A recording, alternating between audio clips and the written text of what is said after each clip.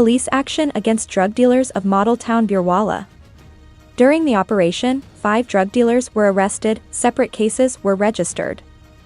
3 kilograms of hashish, 15 grams of ice and 40 liters of liquor were recovered from the accused. An illegal rifle of 7mm was also recovered from the accused. Among the arrested accused are Mazhar Farid Shah, Saeed Ahmed Bhatti, Faisal Tariq Rajput, Bilal Takir Qureshi and Wajid Qureshi. SHO Model Town Hassan Aftab Kayani and his team participated in the operation, under the supervision of SDPO Circle Booریوالا Mar Wasim Sial.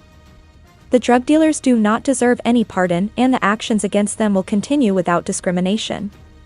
Mohammed Zafar Buzdur, DPO Vihari.